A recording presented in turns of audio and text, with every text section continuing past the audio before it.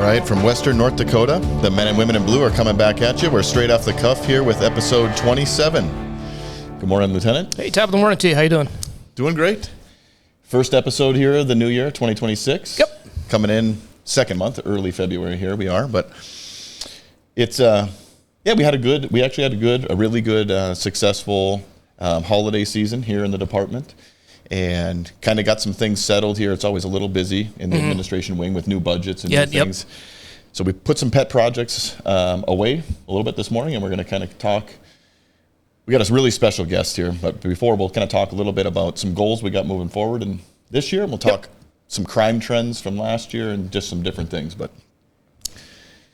you're a numbers guy. I'm a numbers guy. So I know that, this time of year is always a little bit fun for us that we get to kind of see like a culmination of like the 25 year-end stats. Right. And, they were interesting. I think that we had kind of been feeling them and trending them in this direction, but we have a couple of interesting ones that we kind of wanted to share. Some of the ones that jumped out and stood out to us, if you want to kind of give like the high level overview though. Yeah, so like the initial numbers that we're going to be getting is just a really rough overview of kind of how busy we were, just to kind of get the temperature of what last year was compared to the year before. The actual crime stats, so like the UCR and the NIBRS numbers, so the actual crime statistics, those aren't due out until probably April or May. I think it's going to be a little bit of a delay on that this year, actually. But in terms of like how busy we were as a department and for call volume and stuff was actually pretty surprising. The sentiment from the troops last year was it seemed like it was a little quieter in terms of calls and stuff like that. So when we started pulling up the numbers and we realized we were actually the second highest call volume in the department history, and the only outlier from that being 2018, which we're well over 28,000. So it was surprising to kind of see that, especially when they were saying it. So when we did a little bit of data mining on that, what initially stands out now is, and I think it's causation correlation thing here, but since our staffing was drastically improved last year, we were pretty full staff. That gave some more opportunity for more self-initiated activity. Yeah. So that's kind of what we're seeing in terms of why our numbers now were 3.9% higher than last year, than 2024. 28,162 calls for service. Yeah, and that number jumped out at me. I track every single week those numbers come in, so I get a kind of a temperature check at like how busy the week was. I was surprised to see them that big. I mean, you and I even talked about that.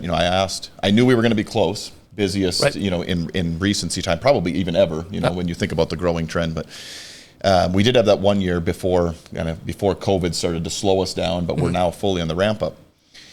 Exactly what you said, where, our staffing levels have been better. We've caught a trend, and we've got so many really good young officers that are really eager to do cop work, and one of the things I know, just to kind of feed and to give the public this is, the term law enforcement. It's very specific to like enforcing the law, and I was reading an article where it talks about using the term cop work or using the term police work just because it encompasses so much more. Yep.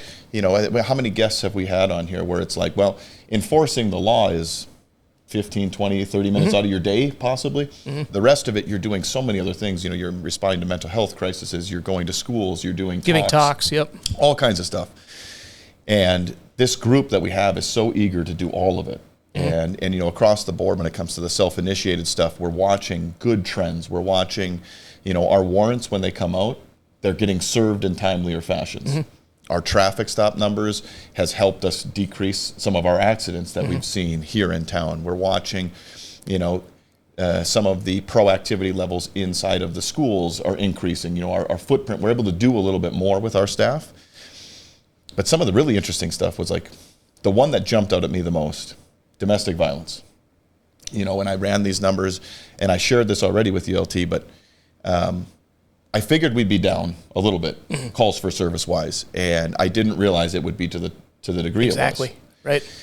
So what I did is and this is just our calls for service. Again, this is not, our state numbers are going to be behind. Number, exactly. They're going to be behind. The state actually doesn't have anybody currently employed. They lost their last employee doing it, so they may even be our year in book might be delayed because of that. But just to give a temperature on it, in the past 6 years, last year was 20% lower than the average of the 5 before that.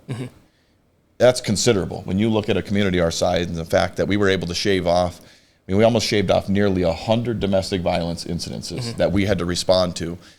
And you know, we've talked about it on this podcast, and if you know somebody in law enforcement, they will share with you what is your least favorite calls to go to. They'll usually say, you know, something dealing with a child injury-wise or domestic violence. Right. You know, you're entering a situation where it's not on your territory, it's somebody else's home. It's very high emotions. High emotions, yeah, exactly. So being able to take those away, and that was surprising. I guess that was one that jumped out at me. Yep.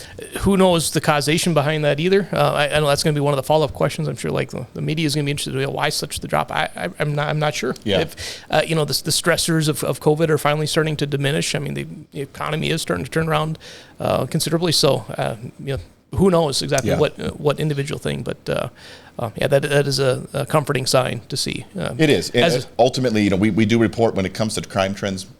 Unfortunately, report sometimes on bad stuff. You know, last year we were having a conversation early last year when we were talking about crime trends in the wrong direction. Exactly. We were talking about assaults on the rise. We were talking about aggravated assaults. We were talking about those things.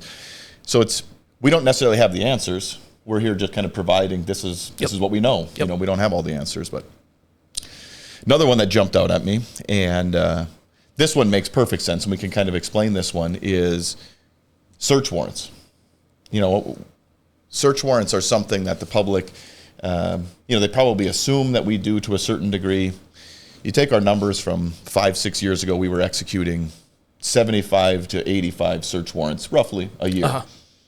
You know, those are going to be like on residences, homes. Those could be on, you know, a computer, electronic device, something like that. Well, the way of policing becoming so technologically heavy, and then just with some of the training that we've done with our staff and being able to kind of champion a call, and you know, we've had last year, it's Heroes Week. There's a couple of good examples of a patrol officer sinking their teeth into a call and running with it. And, exactly. Search warrants have become more of a norm for us to be able to execute and kind of take a crime to the next degree, which is a really good sign. But from 6 years ago, we executed 100 more search warrants last year. That was amazing. Isn't that amazing? You know, like that. You think about competency of your staff and degree of the workload, and that was an interesting stat that I just wanted to share. And I think, and I alluded to a little bit with the electronics. I think a lot of that is having to do electronics. So getting into phones for either ICAC investigations, you know, internet crimes against children, or even you mentioned Heroes Recognition Week. A lot of those cases, unfortunately, involved you know, sexual abuse of a minor of some sort. Which that trend, I'm curious to see how those numbers pan out, because it did seem like we had quite a few last year. So those cases are very pivotal to make sure that we have everything in order. So yeah, we're cutting a lot of paper, a lot of search warrants off of that to make sure our ducks in a row, so we get an accurate prosecution on it. And then we had that high incident drive-by shooting down in Carroll's Trailer Court. That was a significant number of search warrants being issued off of that call. But that culminated into, I believe they already had a plea agreement off of one of the suspects there. So that one's moving through the judicial system, and it's you know, not all the times are cops going to be in favor of, you know, some of the outcomes that we have. But that's the beauty of our system. You know, our job is to put together the strongest case we can, and then we hope for the best when it comes to the attorneys and the judges. And this case looks like it's going to be very fruitful as far as public safety. You know, which is a very good news. And that goes back to big kudos to the initial work that was done by the initial responding officers and then the detectives that put a ton of hours initially into that. You know, the first couple of days, all that work is paying off, and what we're getting through the judicial system on that. Yeah. I'm going to let you chat on this one. We got one more. There was one other one that I had. I think you were tracking it and trending it, and we our suspicions were correlated when it came to this one. But I'll kind of let you chat about the next one, which is not great news. But yeah. So this involves all of the resisting arrest, the preventing arrest, and assaults on law enforcement officers. We from admin, you know, going through the reports on a weekly basis on a Monday morning, seeing what happened over the weekend. And that was a common theme when we start to investigate these or start to look at the media reports for the week is, there's we're getting in scraps a lot, you know, and this isn't the height of the oil boom or anything like that, but there's still continues to be an upward trend of those cluster of charges. So either the assaults on a police officer, which could either be, it could range from something as simple as, you know, kicking, punching, pushing. Right. And thankfully we haven't had, I think there was only one in there I can remember where it was actually a significant injury of sorts from an officer. So thankfully, it didn't get to that extent. But nonetheless, it's still a felony level. You can't hit a cop. I mean, that's just, you can't do that. And then there's the preventing arrest, and we actually so that's either like obstruction and that is kind of what the resisting more or less is kind of categories as well as under the Century Code is called preventing arrest. And that can be a Class A misdemeanor or a Class C felony, depending on what type of crime you're actually obstructing or resisting on. So that's involved in that. And then there's a city code that we have, which is just basically called resisting an officer. And it's a B misdemeanor, so it's a lower level of offense. And that's going to be for more of your kind of stagnant compliance where you're really not actively resisting, but you're impeding the investigation. It's taking a little bit more than just verbal force to get a person into custody. So clustering all those together, and we've been seeing ever since I've run the numbers in 2021, just an upward trend that definitely peaked last in 2024 and held about the same in 2025. Yeah. And this was one a couple of years ago when I was the patrol lieutenant, and I kind of highlighted this in the year-end book, and we talked about it was kind of the first year we saw it jumping in the wrong direction. Mm-hmm. And we're not here to give everybody the answers because I don't know that we truly have one thing, but some of it feels as if when a police officer arrives on a scene nowadays, there seems to be more of a tendency to want to resist authority. Right.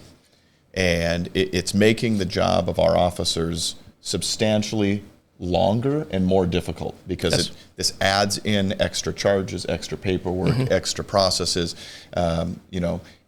We understand like supervisors get involved with this, and it becomes a drain on our resources of sorts to handle situations that, in all reality, it just doesn't need to be that way. Exactly. Right. And we can see, what we're seeing in our neighbors to the east here, and just those moments where it comes for the time of the arrest. It's a very dangerous time, because the officer doesn't know what that suspect is thinking. They don't know if they're armed or not. And all of a sudden, now we have resistive behavior of some sort. That immediately sends up the red flags, and we're, those officers are now being placed in a split-second decision-making circumstance, which unfortunately sometimes cross-country doesn't pan out very good, right? So we really just want to emphasize that if you're being placed under arrest or detention or something like that, and you're giving a lawful command to do something, just comply. Right. There's plenty of civil remedies after the fact. There's the entire court process to fight whatever charge that you're arrested on. There's civil remedies, if something is as simple as filing an officer complaint, all the way up to a civil lawsuit, and the departments can get if we didn't follow protocol, that could be a remedy there. That's the time and the place to argue that stuff, not when it's time to get the handcuffs on. Yeah. A lot of the times, these individuals that are doing this, they're maybe not in the right frame of mind. I mean, I can tell you countless times where I've had an officer complaint where the way that they remembered or translated the situation from their memory compared to what's been documented in the videos, they're totally off base from each other. So, but it kind of plays into. So we have some goals. We have some goals for 2026, and in talking to our patrol lieutenant, one of the ones that jumped out at me, and I think it's perfect because it's one of those ones where we hold a lot of pride, and I know that the chief talked about this. He talked about this at our holiday party here just a couple of weeks ago. He's had so many members of the public talk about our new officers, our guys with 3 years or less on the street, just how respectful they are, how professional they are, and we really think we have something in that. In this beautiful version of like being a law enforcement officer, but being a cop and having some compassion and some empathy. Yeah, absolutely. So even though we have a trend going in the wrong direction, we're challenging our patrol staff specifically with being professional at all times. Right. Just kind of this mantra of somebody may not be handing you respect, but your badge and your uniform demand of you to be respectful back to the community. Exactly. So, that's one of the ones that I think it was a great idea, and I know this kind of came from the patrol division, and I give it the full stamp of approval. I think it's fantastic. Right. It's kind of hearkening to the Sun Tzu theory that the best fight is the best warrior is one that can solving arguments, win a fight without ever raising a finger, you know, just by using words and tactics like that, because that's the shine of a true professional right there. And so, yeah, if that's what they're coming up with, that's awesome, because I think we're in the right trajectory in that respect. Then we had another department goal that I think, we got some techniques and some tools maybe to help with this one, but that would be, I think if you were in the education system, they might be able to feel this, but some of our newest officers have maybe a little bit too much text typing abilities, maybe you could say, to where our report quality has taken a little bit of a dip. We've been trying to bring it back up, and I think some of it is just, this day and age, like they don't do a lot of longhand essay type writing. You can't write a report with emojis. So we have been working on this, and they have been improving. They've been trending in the right direction. We've gotten that feedback from both our state's attorney, our city attorney, but we do have a very interesting tool that's coming in play here in a couple of months that I think will kind of take us to even another level. Yep. And I think we alluded to it in a couple past episodes, but it's called Draft One. It's from Axon. It's the same company that does their tasers, their body cams, in-car video, interview rooms. It's all under one ecosystem now, but one of the really interesting benefits from what they have is this integrated AI that they have, that as soon as a body cam footage is uploaded for an officer, it can basically, with a click of a button, basically draft a report from what it's interpreting on the body cam. Yeah. Granted, there's a ton of guardrails in place. The officer has to go in and delete nonsensical language of sorts, basically just to ensure that they are reviewing every word that got written on their behalf, and so it's not the be all end all, but it's going to drastically increase our accuracy, our time from having to be in the building the whole time and doing that. So it should be a big benefit. It's some people can be leery about it, thinking that it's like ChatGPT writing a report. Right. It's totally different from the ChatGPT. It's really a closed source. Yep. It doesn't put anything in that's not in the transcript of what was talking about. So really, when you think about it, it's a system that takes the dictation of what was said during the interaction with the officer and the citizen, and it just compiles it in a police report format. Exactly. And we're looking at that as being a real time saver and a quality. Yep, exactly. Then we got another couple of, we have some wellness initiatives. We're already getting long, but I want you to talk about one of them that you're spearheading, that you kicked off here just this week, because I think it just kind of shows not just you and your care that you have for this job and this staff after 20 plus years, but also just kind of giving back, to some of these officers that are just getting started, because you have a passion for this. Oh, absolutely, yeah. It's right up my alley. It's kind of filling out the stool per se, for the wellness stool here that we've been trying to create over the last year or so at the department. We recognize we as admin, we could probably just be doing a bit more on the wellness perspective. So the mental health awareness was something that we kind of started last year. So we'll have a mandatory 1-day wellness checkup that we bring an in-house psychologist in, and everybody's tasked to meet with them, and then there's follow-up care after that if the officers still want to. So that's the mental aspect. The physical aspect, we've been really shoring up our presumptive physicals, making sure our cardiac health was a big pull on that. That was implemented last year. We shored that up. And then the third leg is the financial one, and this is kind of what really piqued my interest. A couple years ago, I've always been intending to get it in. I just never got to that point. But it's basically Financial Peace University through Dave Ramsey, the Ramsey clan down there in Tennessee. They offer a 9-week. It's basically a class where they provide all the material, the videos, and then we just get together as a group of those officers that wanted to attend. This is funded by our police association, so they purchased the memberships, and so I jumped into the coordinator role on that, and we had our first kickoff meeting on Tuesday evening. So we'll have every Tuesday evenings through the end of March, learning the principles for financial wellness, because our line of work, especially us, the military, just our personality types, we like to spend hard, we like to party hard, right? And that can get us into some hot water. So having these tools, especially this young, you mentioned the young crowd that we got now. Had I had all this knowledge that FPU kind of really emphasizes, had I had that 15, 20 years ago, I couldn't imagine where I'd be at now. So the fact that we have this young crop of kids latching onto these financial principles early on in their careers, it's really going to be changing their family trees for sure. So excited to be a part of that.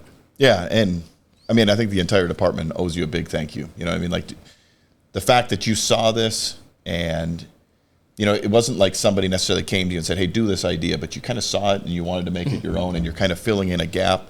And it was really well attended. It was. You know? So I think that obviously shows that there was an appetite for this. So yeah, that's fantastic. Well, we've been chatting here for a little bit, and we talked about it early. We've got a special guest, and then we may even have an extra special guest in the back end of this. But yeah, we want to introduce. We've got Officer Dane Haugen here. Dane Train. So Dane, we're going to let you have an easy one right out of the gates. Just tell us a little bit about yourself, where you grew up, and you know, so maybe some hobbies or things of yours. Well, I'm a hometown boy. I pretty much spent my whole time at Dickinson, North Dakota here.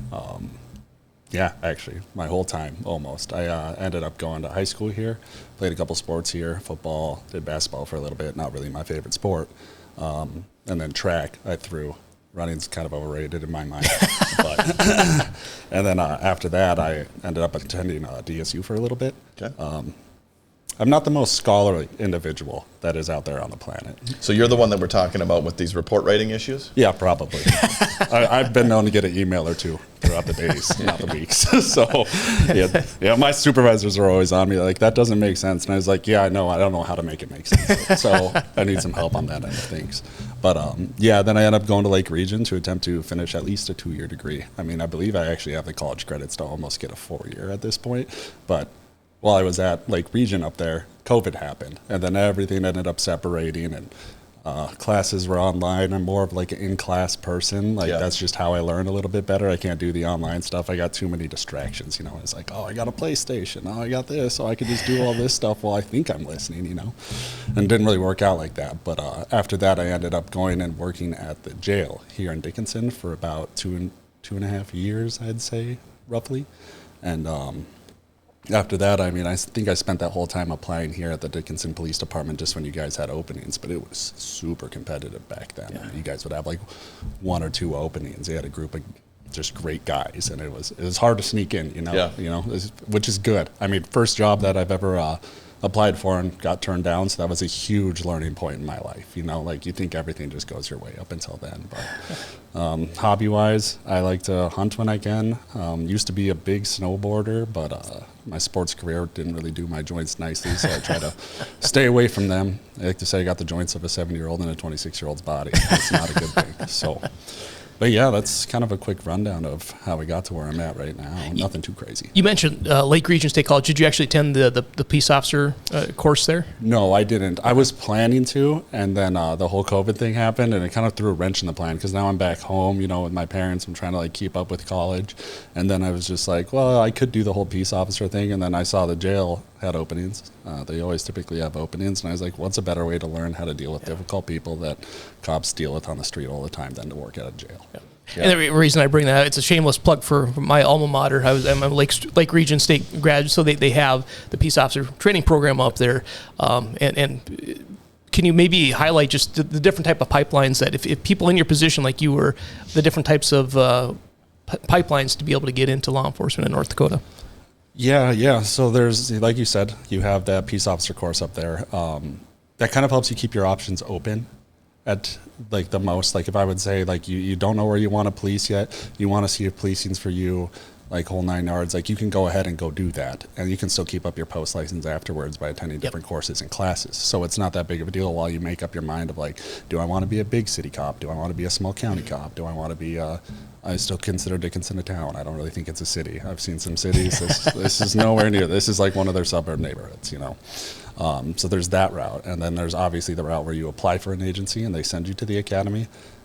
The incentive to that is you get paid the whole time. You know, that's the best part of ending up getting sent to an academy. And I always wanted to be a hometown cop. I thought about big city stuff for a while, but I love the community of Dickinson, and I'm just like, I'm probably not going to stretch out too far, to be honest. So I might as well just apply here, and hopefully you guys would send me through it. So, yeah, and there's real pros and cons. You know, you highlighted those perfectly. You know, as far as like I like the way that you put, if you go to Lake Region or you go get your post license, it leaves you free. One of the things that I always encourage, new applicants when they're looking to get into policing, go do some ride-alongs, go experience, because once you experience the difference between even just locally here, riding with the police department is vastly different than riding with the sheriff's office, is vastly different than jumping in a highway patrol car. And we all have a badge and we all have the same authorities in our jurisdictions, but our jobs are very much different from each other, and that's great advice. Thinking about this, so you're from here, you played sports here, people probably recognize your last name. People probably know maybe your dad or see your dad, because your dad is one of those guys where he's such a community figure. You see him around all the time, and he's such a great example of somebody who gives back to the community. Yeah, yep. I have no complaints over my childhood or who raised me, to be honest. I don't think I could ask for better parents when it comes down to that.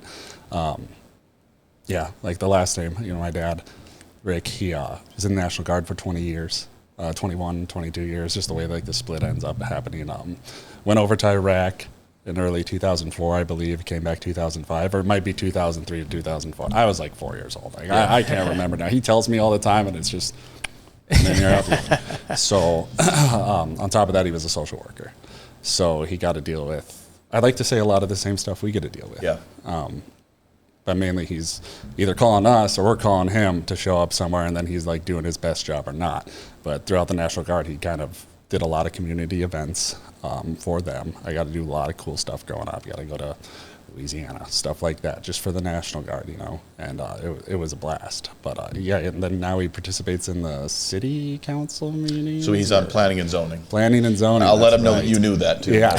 Hopefully he watches this and just finds out that I can remember some things, other than when he explains the family tree every other holiday, and I'm just like, that doesn't make sense to me. So I remember some, but no, I think that there was obviously something in you, and then even when you say you wanted, you even said out of your own words, you wanted to be a hometown cop. And there had to have been some of that from, watching your dad give back through the National Guard, give back to the social worker piece. But it's interesting to me. So I was not that. I did not want to be a hometown cop. I got a guy to my right. He definitely did. And then what was about it? What was about, wanting that, I guess? Well, naturally, I've always been kind of I'm like a homebody, or whatever. Somebody easily gets homesick. Like it took a huge step for me to even go to Lake Region, to get out of my comfort zone. It needed to happen, but I just like the small town stuff. I mean, there's so many opportunities here on top of all that. Like, people don't think about it. Like, are we as busy, or does it feel like we're as busy? You guys said earlier that we are. To me, it doesn't feel like we've been that busy at all, to be honest. But I mean, I was also gone for half the year. But everybody here has just been kind of nice. Everybody around here is kind of like nice, and they're very respectful towards law enforcement. I mean, they're always down to help. I mean, the community's great around here. There are hardly any disgruntled individuals. Yeah, I'm looking for the right word. That's a huge plug for us when we talk. We've had several very fortunate people that wanted to lateral into us, and I don't know that there's a better plug for us to put out there when it comes to that. That's really what we hit. You can police in any part of this country, but the way the citizens, it's different for us. And we talk. We have these resisting officer situations. They're on the rise for us. But we're trying to get in front of it. We're really trying to be just transparent about what we have going on. This is not the same type of policing that you see on Fox News, right, or that we see when these people come to us. You have a shift mate that had come from a situation that could not be any more black and white from us. So it's like we do have it really well here. So I think, just to kind of highlight and just to go back to what you say, 100%, like Dickinson, the community in large, very good to us. Oh, yeah. No complaints on that end of things. So you were a sports guy. So growing up, football was kind of your thing? Football was definitely my most favorite thing. And then track was my second, but I kind of used that as an excuse to lift and get stronger for football. Yeah. It was never like my favorite thing on the planet because, you're just out with your boys messing around. But football was definitely my bread and butter when it comes to sports. So growing up, you're an athlete, community service type stuff. You jump into the jail. We now hire you. When was the year and date to that? It was winter months. When you guys hired me? Well, my official hire day was August 22nd, 2022. Okay. But then, I spent like a month on the road and then went to the academy. Went right to the academy. Yeah. Hardest parts post-academy? you're coming back. What was Dane's struggle? So you're coming from an athletic background, you're coming from a community service background, you had some time in the jail. What was field training like for Dane? It's overwhelming. And you're going to be overwhelmed. And you're also going to want to be overwhelmed because you're not going to learn how to deal with problems. I didn't look at it that way, you know. Still young. I'm still young now. I'm 26, but I'm like even younger now. That's almost 4 years ago now we're talking. So minus 3 years of me, I was 23, 22 years old. You know? But you feel in over your head sometimes because you do have intense situations. I remember one night, my favorite story is we once had a corporal here. He was my FTO. And the first night I asked him, I was just like, isn't like the movies? Do you just like, you know, like run around, break in doors, point guns at people? And he's just like, no, like hardly ever. 30 minutes later, right, we get a call down at Harvey Camp. And I get there and everybody has their guns out. And like everybody has rifles and everything, and we're like 75 yards away from the gun. And my FTO looks at me, he's like, "Dude, get your gun out." And I'm like, "Well, you just told me we don't always do that." He's like, "No, get it out now." And I'm just like, "Okay," you know. So it's a lot of stuff like that, and you'll be put in a lot of hard situations, you know, and just to really like test your mettle or your bravery, I should say, you know. So that was kind of that, and then like people always say it, like I don't want to call it like a power thing, but the badge has some merit behind it, you know? So like learning that you can control situations to have the safest outcome, that was hard because I feel like I've never done that my whole life other than a jail, and those are people that have already been accused of a crime, I should say, you know? So it's like, yeah, they have to do what we say, but it's now I get to process what happens before that. And that was kind of like the hard part because they're like, well, tell them to stop moving around. I'm like, can I do that? Like, I'm like I can make them do that? Like, stop putting your hands in your pocket, stuff like that. So it's like learning how to be comfortable with telling people what to do and what not to do in the right situation was kind of hard. And actually, maybe even take a step back a little bit further, even before you got here. And so you mentioned the jail, and I think maybe only Taylor Peters is the only other officer that we've had on the podcast here before that was straight from the jail here too. So obviously Southwest Multi-County Correctional Center up here. Can you maybe just go into that a little bit of exactly what the difference, the dichotomy between being a correction officer and being an actual police officer, and just how a jail environment is drastically different. Stale air is the number one thing I would say. That was always the toughest. No, yeah. Everything's different. I mean, other than I get to deal with the same people you guys bring in, but I have to be more personable with the people because I deal with them day in and day out, you know, like learning how to be personal with those individuals. Like as an officer, you arrest them, you take them to jail. Oftentimes you forget about it. You go type the report and you're done. Yeah. Well, I got to see them every day, you know, and some of them, they like to fight, you know, so now you have to fight them one day and the next day you have to go be like, hey man, you ready for breakfast? Definitely more of a long-term relationship you have to have in the jail. Yeah, so it's like a lot of stories in the country, just corrections officers getting too comfortable with like inmates and stuff like that, and that's exactly why, because you spend 12 hours a day, if not more, with these individuals all the time.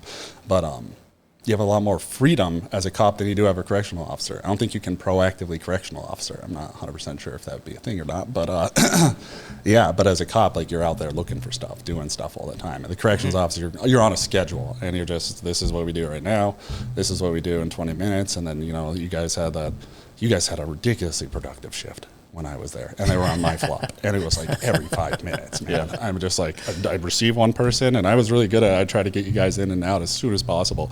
I like receive one person, they'll be like, yeah, there's 3 more in the drive up, and I'm just like, what in God's green earth, you know? It is comical because I actually poked fun at Lieutenant Stocky when we ran numbers. So I went back 6 years, and that might be the one you're talking about. So I go back 6 years. And he thought his arrest numbers this year for his patrol division were high, and I go back to that one, and it was, yeah, we were. Now we made several other mistakes that we had to correct later on in the back end of things, but yeah, very productive shift. Oh yeah, kept me busy, and I really appreciated that. It's just sometimes you have those days where you're just like, I don't want to play this game today, you know. Like, yeah. And that's the interesting piece about, you know, you talk about being a cop to a correction officer. You have a little bit of freedom, you know, like you're talking about maybe going out and proactively do things. You have a choice when you come into shift. Sure, you're going to get your calls that you're going to have to go clean. You're going to get the situation where, you know, you're going to get a gun call and you're going to have to go do it. But you also can make a decision because of the way that our kind of city dynamic works. If Dane wants to go spend some time maybe with his canine partner and just go interact with different elementary kids, you have that luxury. You don't really have that in the jail. You know what I mean? Like you're really kind of set in stone on what your day is going to look like. Yep. Now I'm going to fast forward, and I mean this, and I hope you kind of take it this way, but I want to see, so you're in FTO. Give me a high-level overview. FTO, you said, it took a little bit of time understanding, like, I liked how you described the power of the badge, understanding that there's a weighing game, how much authority to assert and how much, what do you feel comfortable with in that? But FTO in general, how did you feel? How comfortable did you feel copping while going through FTO? Never. Yeah. Nah, I don't think there was a single time, even you get a pat on the back every once in a while. But never felt comfortable. And that was a huge component that shaped me to be the cop I am now. Yeah. Is because I was never comfortable. I never taught to be. And you should never be comfortable in this job. That's a big takeaway. Like you should never. If you're comfortable, you hear it all the time, go find a new job. Yeah.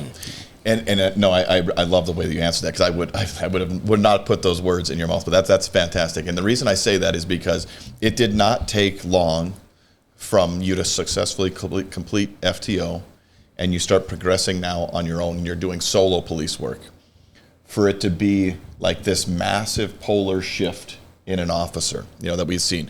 Very few people I've watched do this. One of them that I had trained that I attribute similar qualities to this would have been Corporal Evan Quinto. Struggles a bit during FTO, just, that they have it, but there's not a lot there that's growing at a pace. But then all of a sudden, like, things start to click, and things start to click well, and you're starting to feel more confident and comfortable in your uniform, which then starts coming out, and it starts coming out fast. And you did so much growing in that first 6 months, let's call it post FTO time. Take that 6 months of Dane and then look back at it, like look at how far you progressed in that time. Yeah.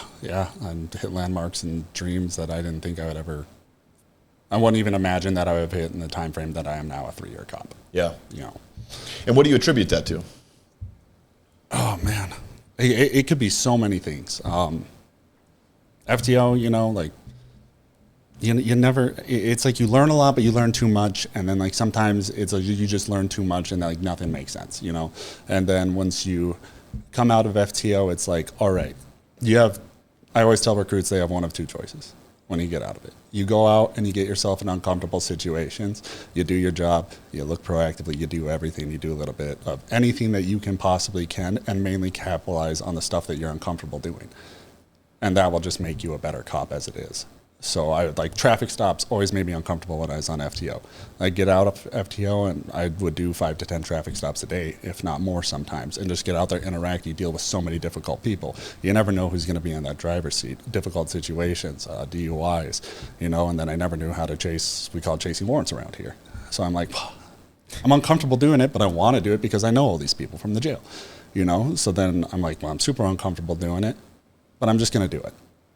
In the safest way I can. So it's like, I attribute that whole thing as just putting yourself in situations that make you uncomfortable and that are going to force growth at the end of the day. Because if you capitalize on all the good things that you're good at, that might get better, but nothing else is going to get better. Yeah, you stay too niche, you know what I mean? Yep. Like you may have a specialty. You might be like, the best traffic guy that we have. But bring you to a domestic call and your partners get frustrated because, like you just don't seem to, it doesn't seem to flow very well. So like what you're talking about is twofold, right? One, you're finding areas that maybe you want to strengthen in your career field.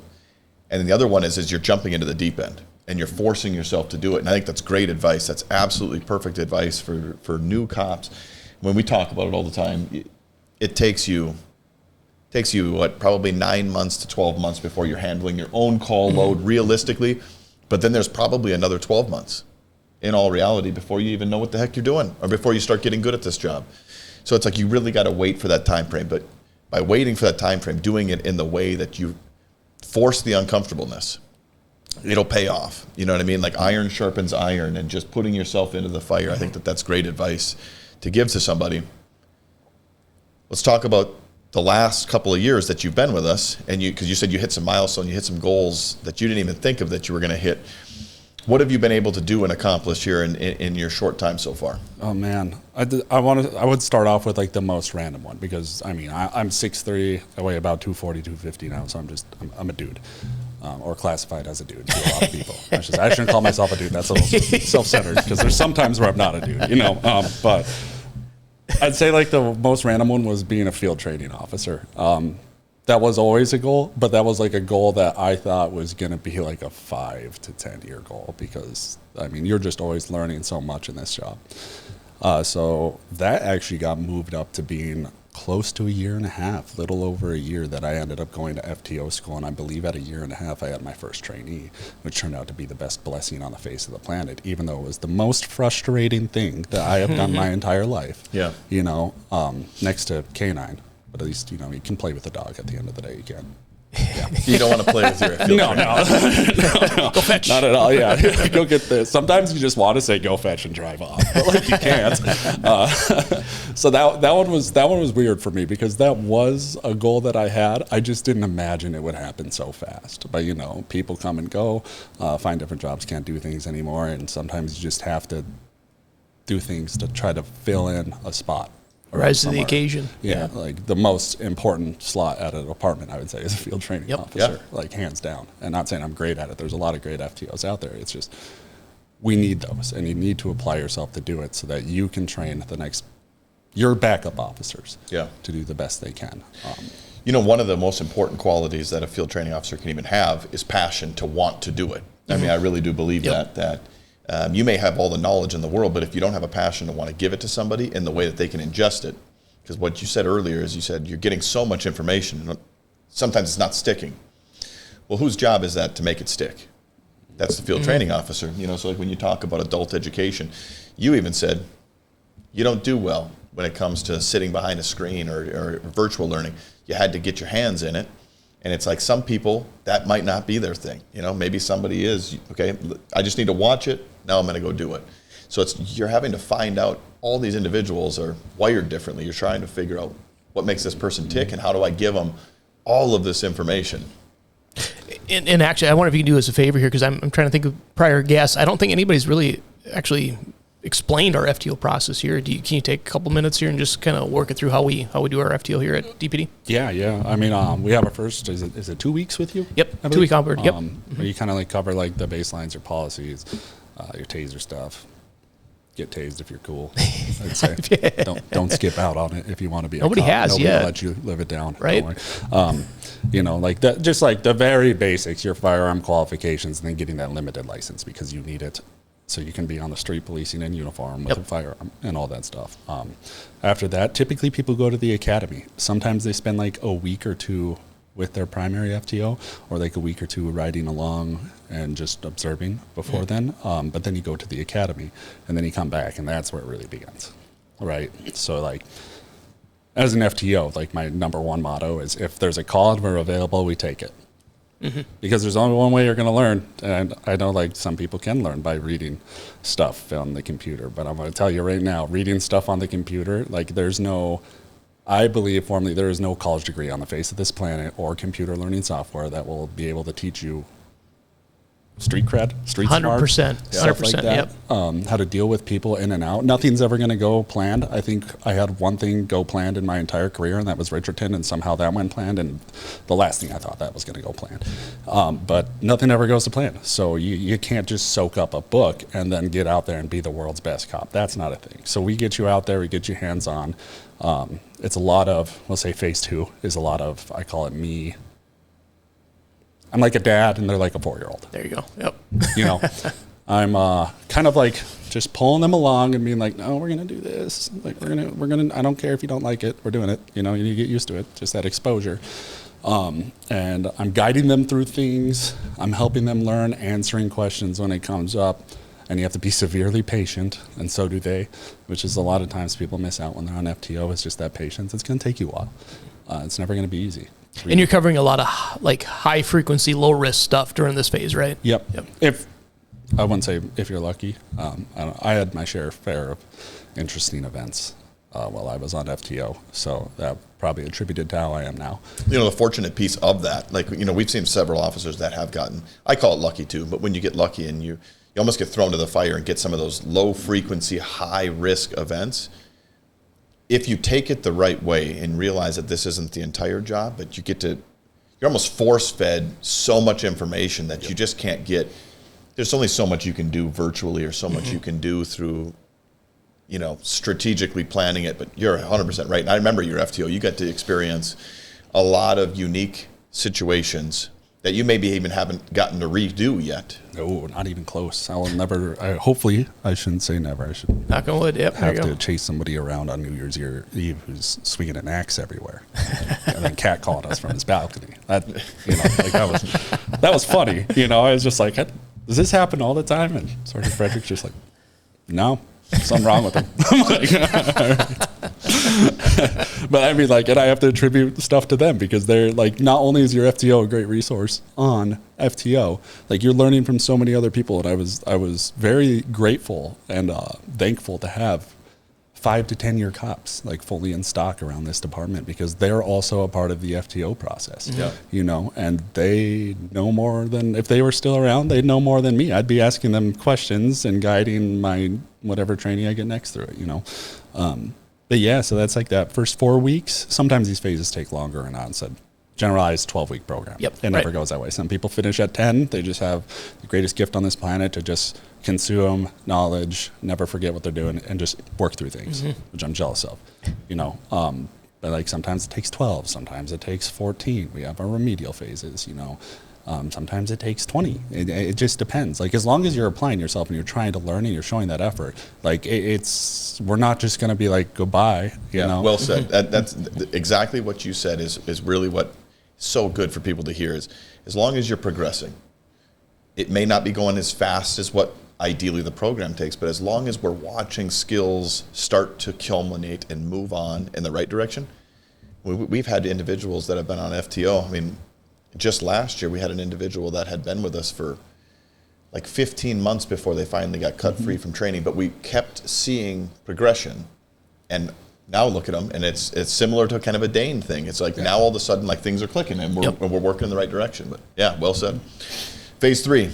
Phase 3, that one's always kind of the toughest one to kind of explain because it's not I'm holding your hand through it, but I'm not giving you every answer on the face of the planet. Now I'm teaching you how to use your resources and who to reach out to. I always tell people this is where you learn how to work your way up the chain of command, or ask people questions if you don't know the answer, or this is where I really like to see that. What we always tell people is your number one thing is scene safety, no matter where you're going. If people are calling us, it's got to be safe. Okay, because we will, not only for us, but more specifically for other individuals, because we see those things play out in other places all the time. It's not just about us. It's about everybody within even a mile radius, because if there's a firearm involved, the bullets don't just stop after you shoot at your target. There's a lot of other things that go on, but it's I'm side by side with them. I'm guiding them, kind of I'm shining the spotlight where to go, I guess is probably the best way that I could explain that. And but they are starting to work through things on their own, hopefully, and they're working their way up the chain of command. I like to remove myself as their first point of reference for a question. Because number one, that makes them get uncomfortable and have to learn it themselves, and then it's also, if you don't want to do it, it's mildly embarrassing to call your corporal or the senior officer and be well, I don't know what to do. And they're what's Dane telling you? Nothing. Just scrolling TikTok over there. No, I want them to figure it out. It's kind of my way of pushing a bird out of the bird's nest a little bit, and just watch them see if they can fly or not. And that's the most important part to me. So. But it's important in this phase. This is the phase really where you watch so much of that falling forward. As long as it's not a safety issue, Dane's going to let the recruit make the wrong decision. Ultimately, if they're coming up with a solution and it's wrong, there's going to be times where Dane's going to allow that to happen. As long as it's not a safety issue, you know what I mean? We're not going to have some kind of a lawsuit or something like that. But yeah, the decision that we can make that we know we can fix on the back end, Dane's going to let them make it because they're going to learn from that much more efficiently than they're going to learn from you interjecting and constantly giving the handout.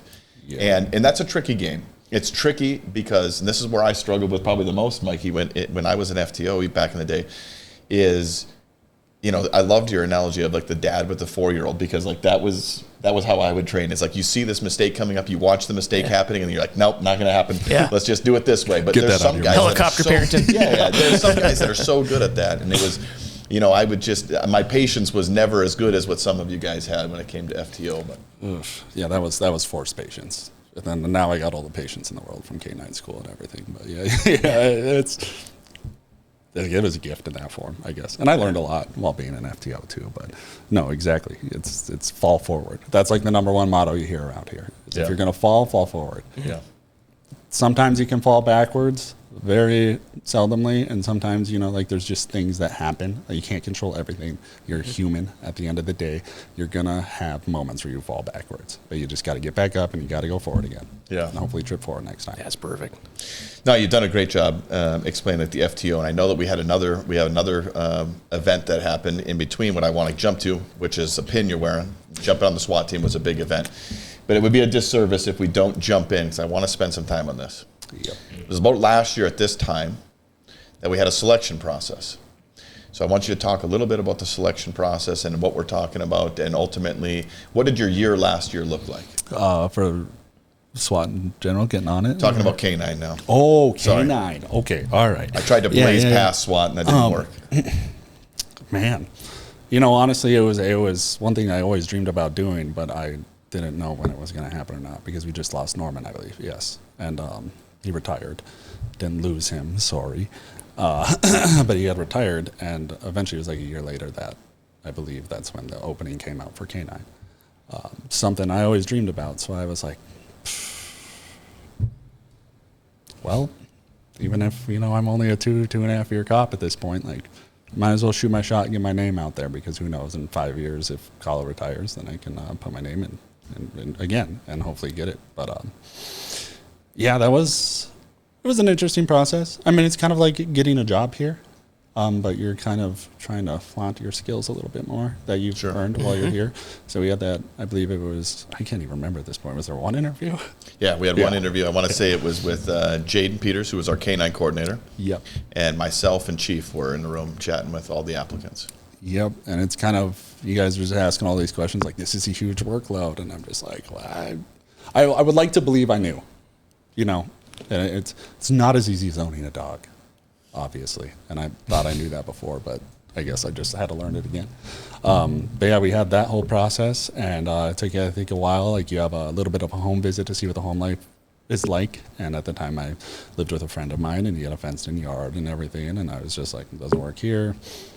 And just go rent somewhere else, and we can figure it out from there. And so there's that. And then after a while, it took maybe a month, I don't know, for the final selection, I believe, unless I'm missing It might not have something. been that long. I think it took about a month before we made our selection with the K9. Correct. And then you got, so let's talk, so from that point, made our selection that we liked the progression with Dane. And you did a good job talking, like, it was a lot. It was letters of interest. Who wants to do this? And then we talk about why. What do you like about this spot? Do you understand the demands of it? You mentioned the home visit, and that one might be interesting for people. But I'm sitting next to two guys, one that had a K9, and then another one that has a K9. Why would a home visit, like when you think about that, you're like, wow, that seems intrusive. But what would be important about a home visit for the K9 coordinator to come into your house?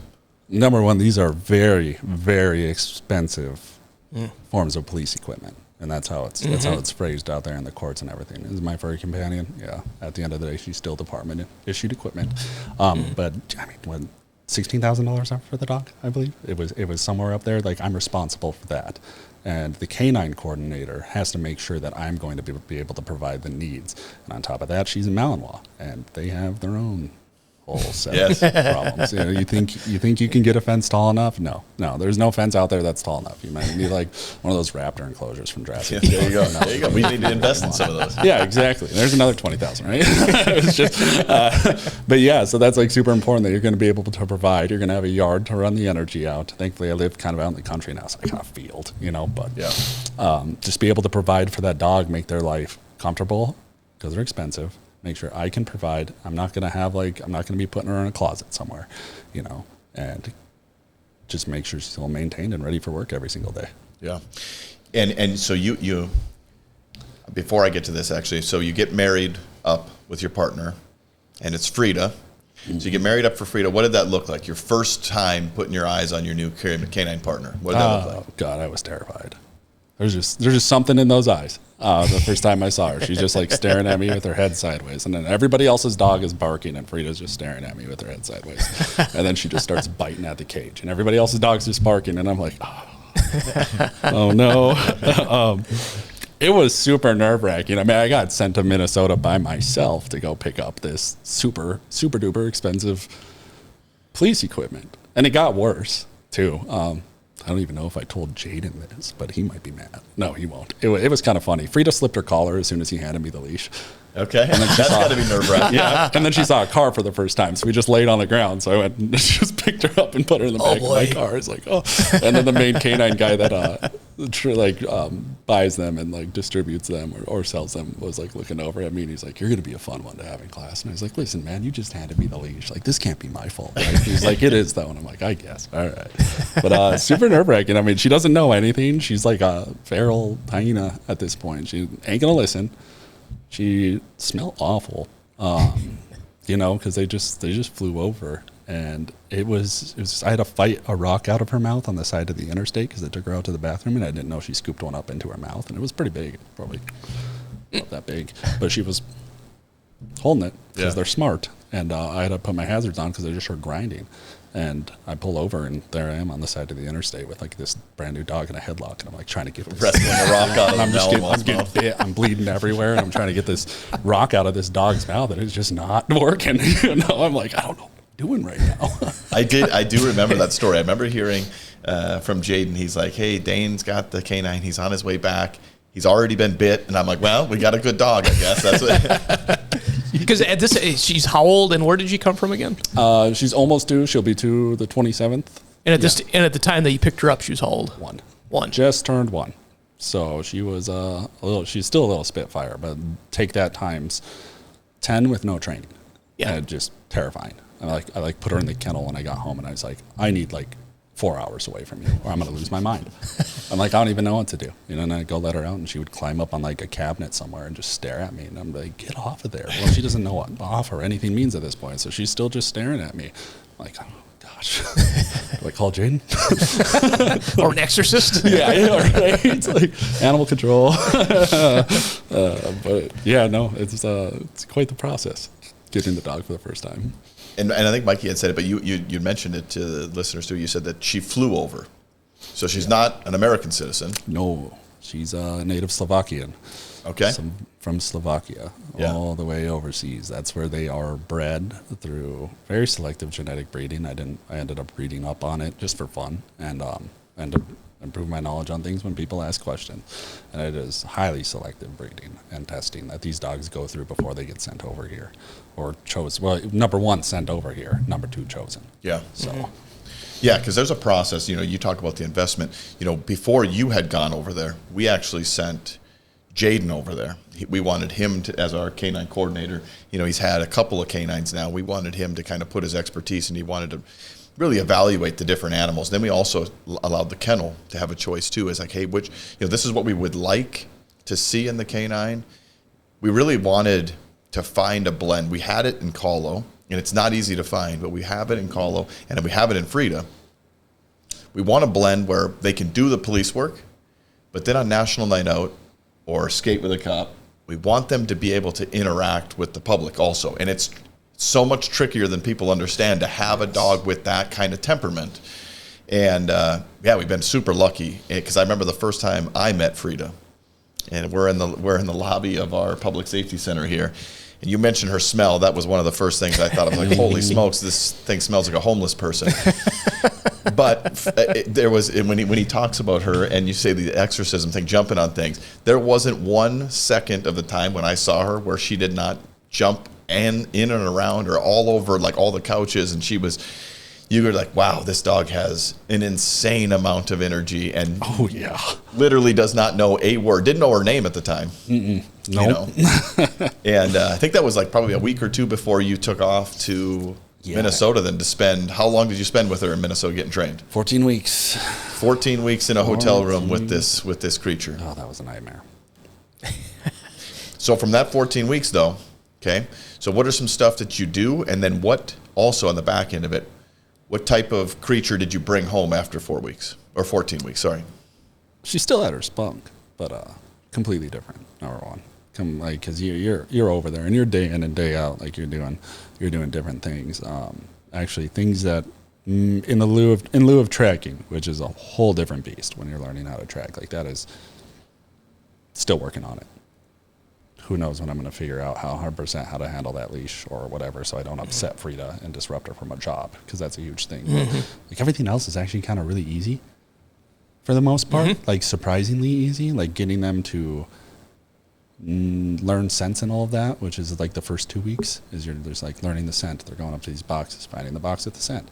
You know, like you just reward them immediately as soon as they smell whatever's the only object in the room, and then you reward them, and now they're on that scent. Now you just do it a couple more times, and now they're like, I go to this and I smell this, I get a toy. Pavlov's theory, Yeah, exactly. And that's it's way simpler than I thought it was. The first time I walked in that room, they're just like, just let her go up and then give her release command and give her some food. And I was like, is it that easy though? Like, are you sure about this? And like, yeah, we'll show you.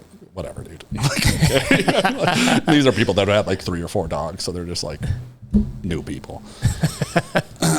But yeah, it's Monday through Friday for the most part, and I mean, the days range from anywhere from like 8 a.m. to 4 p.m. to our longest days. Sometimes we do 8 a.m. to like 10 p.m. and the later time would be like nighttime tracking, because it's important to get all of your training in at different times of the day, because the different times of the day changes the sense of everything, or the weather does. And like whole 9 yards, like everything, it changes everything. There'll never be a weather temperature or something that might upset Frida or like might disrupt her smell or something like that. So you're always training in those different environments out there. And that's super important, just because Frida works your schedule. And, you know, like, what do we ask of our patrol officers to do? You know, like, even for a long time, we asked you to push extra nights, or we asked you to do 2 to 2s as a canine guide, you know, to get some extra coverage. But she's not an 8 to 5 banker's hours type of dog. I mean, like, this dog is having to come to work when you come to work. So yeah, it's an interesting concept. I didn't realize that you guys had done that much, you know, as far as like controlling the elements and stuff. Yeah, I think it was something a little bit, I don't know if they did it in the past, but like we really kind of pushed for it towards the end, especially when everybody was figuring everything out a little more so, because everything up to then is like fine tuning, you know, and I obviously had the most difficult dog in the class, so because I'm me and why wouldn't I? Is what it kind of boils down to. Me and her share a lot of personality traits, but yeah, you do a lot of different training, different areas, different fire halls, different parks, different neighborhoods in the streets of Minneapolis and stuff like that. So it's interesting. Yeah. And you said different kind of scents. Specifically, what kind of scents is she trained on? So for when it comes to any form of narcotics, it's cocaine, methamphetamines, fentanyl, which is the newest one. They finally found a way to successfully train that on dogs without chance of overdose. A lot of things people don't know is dogs can overdose. Oh, yeah. And significantly easier than humans can. Yeah. It's because the size disparage. But then we got ecstasy and heroin. So those are the 5 that she is officially trained on. And then other scents include disturbances in the grass while tracking, because that's how they find out tracking. Disturbances in that area, or human odor when it comes to discarding of evidence. They smell the most recent human odor in the area if an object's been ditched, and they go and they find it. That's how that works.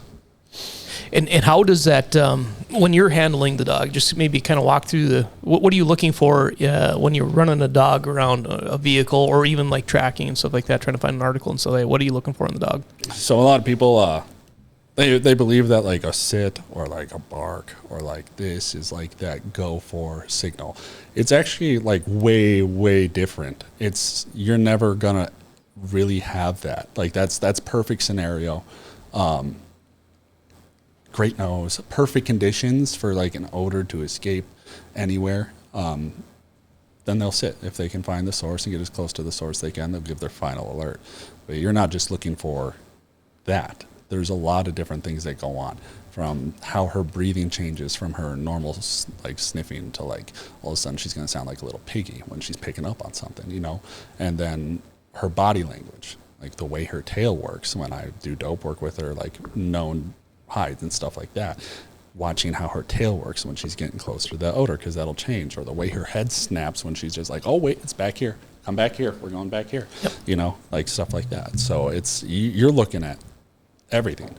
You can't talk to them, but you can read their body language. Or still something. I'm still fresh and new. Like I got a lot of stuff to work on naturally, but like it's my first time, so hopefully we're gonna get better from here. So yeah, and it's and that's getting to know your dog, right? And their different quirks and behaviors. So it's not like you see some of the videos out there, and the dog jumps up, oh, you alerted there, or he didn't alert, or it's taking the totality of what they're doing, what's the baseline from them, and seeing what's out of characteristic for it. And is there a possibility? And I'm trying to lead you down a road here.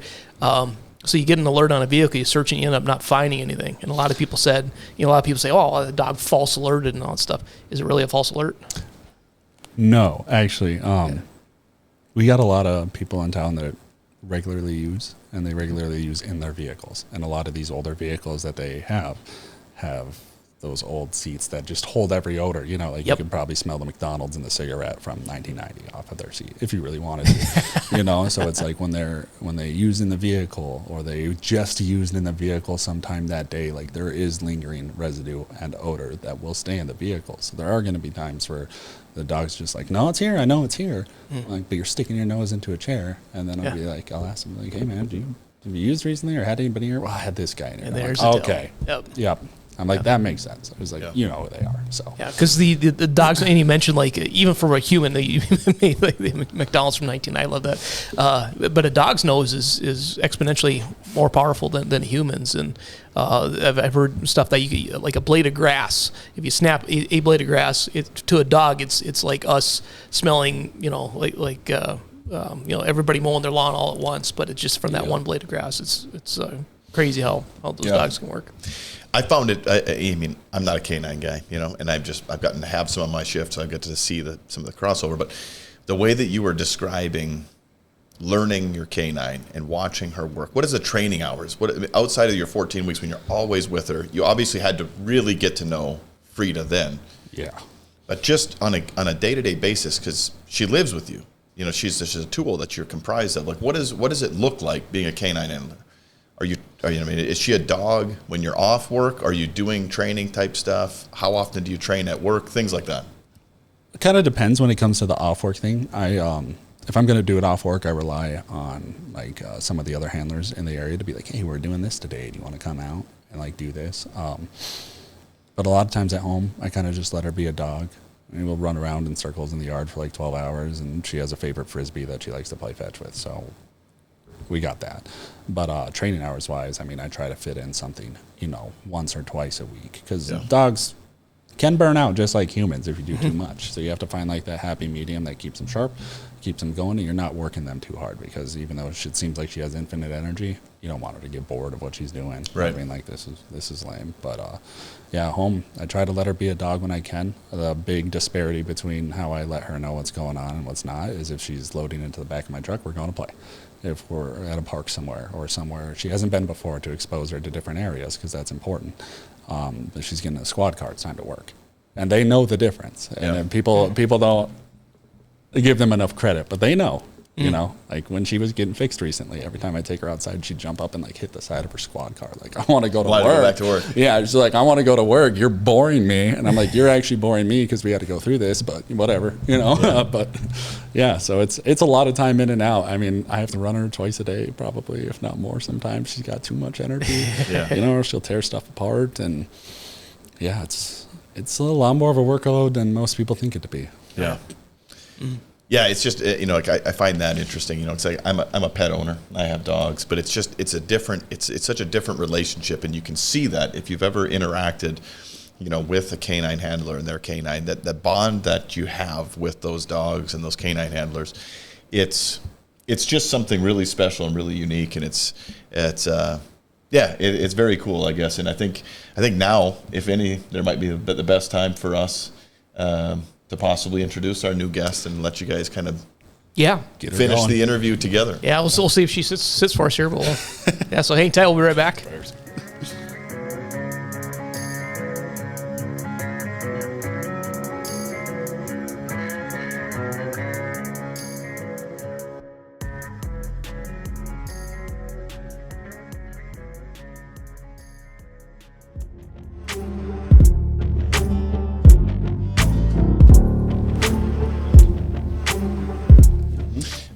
I alluded it earlier that we had an extra special guest. And Dane, you were great. And this has been an excellent one.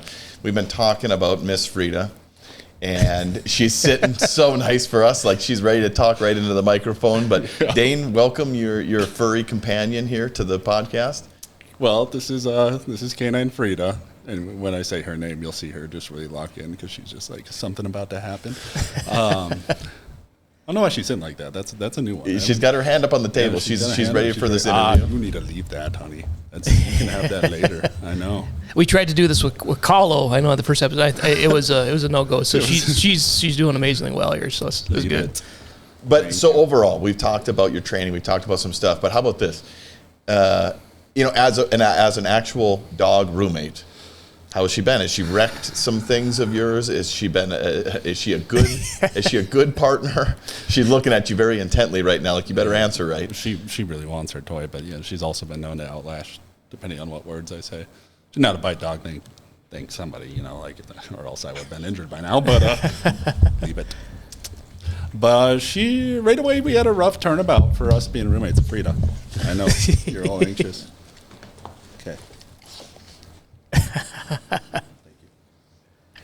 Yes. Good. The first couple of weeks were a nightmare of having her as a roommate up in that hotel. Like she would just bark all the time. Bark. As soon as she got in the kennel. She wasn't a very vocal dog until she'd get in the kennel. And then it was like a nightmare. She's like, let me out of here, let me out of here. Leave it. Yeah, I know. Sit. But even we think about like some of the dogs that we've had, and like, how about this? She can't talk about, but share a couple of success stories. She's been on patrol work now for just a little over 6 months, I would say. What are we coming up on, like 7-ish months or so? She's been maybe a little bit more. That she's been live for us working. Share a couple of success stories. It can be as simple as like, you guys did a fantastic job at National Night Out last year, which was really early in her time, and she did so good. But what are some success stories for you as a partner with her? The best one was like canine school. It might have been the most frustrating thing that I've done in my entire life, honestly, in lieu of FTL. Leave it.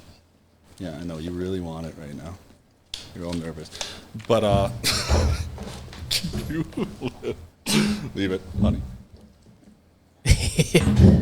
We might just have to go to speed cuff in here. I don't know. Yeah, that's all right. She's very anxious, but I think people could get at least a glimpse at the beginning of this. Yeah. I mean, this is a weird environment for her to be in. It is super. Yeah. But and on a chair. I mean, she's still very young, but we've gotten such good feedback from her, and just her temperament. We talked about it as far as being able to kind of do both things and work both avenues. And it's been fantastic, Dane. It's been great having you on. It was great to kind of have that moment where she was sitting there waiting for you to give that answer. That was perfect, Dane. I know, right? But, I mean, quickly, Frida. Hey. Yeah. All right, there we go. Now we're calmed down. Good. I can give one quick one. The school is frustrating, and nothing made sense up until, like, week 8. Then everything clicked. And then all of a sudden she's like speed. Like we crushed every room at certification in like 30 seconds. Our first one went awful. And then the second one, she's just like, I'm locked in. Heck yeah. This, perfect scores, everything. Just like Dane. You said it. You had a little bit of a clunky field training, and all of a sudden, boom, locked in, and things are going. She's perfect. They say the dogs turn into the handler, or the handlers turn into the dog. One of the two. Either way, in the middle. Yeah. Well, awesome. Dane, just because of things, we'll skip our last question. We're going to jump right into speed cuffing so we can let Frida go back to being her dog self. All right. So speed cuffing basically is just 30 seconds. We're going to rattle off a couple questions, couple inches. Just, you got to. It's going to be double tough here with having to mind her. But all right, here we go. 30 seconds. Here we go. What's your favorite vacation destination? Jamaica. Best cop movie of all time? Oof. And a watch. What's the name of a Star Wars creature on Hoth that the police department here incorporated into our messaging during our 2022 Snowmageddon? Tom. There you go. What is the preparatory command for deploying a flashbang? Bang out. What is the name of the scent that patrol canines can detect from humans under stress? Fear scent. Yep, same thing. There we go. Woohoo. Dane, fantastic having you on. And this was another great episode, so I appreciate it, Dane. Appreciate you and your canine friend, Frida. Yeah, proud of you, buddy. Gets to enjoy my struggles. So. Heck yeah. Thank you, LT. Have a good one, buddy.